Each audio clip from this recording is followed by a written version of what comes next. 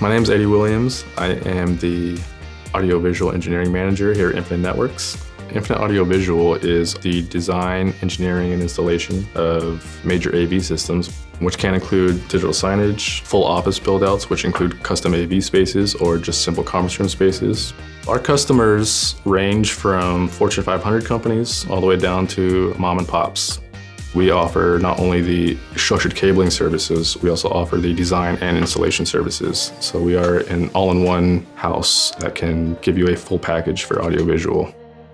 We're there for the customer that just has one conference room, but we're also there for the customer that has hundreds or thousands of conference rooms across multiple regions.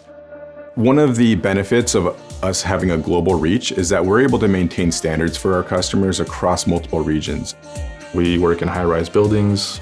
We work in large service centers and pretty much all commercial buildings across the globe of pretty much any type.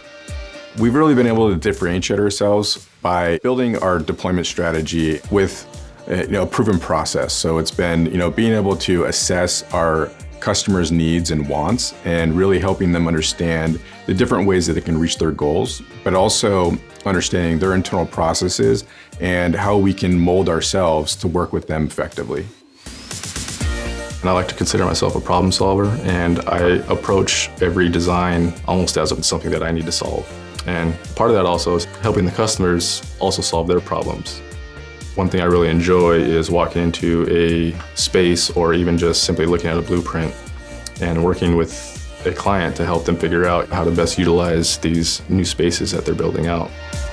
Our Infinite Audiovisual team is a great choice for customers that are really trying to build out standards for deploying conference room technologies. I think what we do well is remaining nimble and being able to adapt to our customers' needs and their internal processes.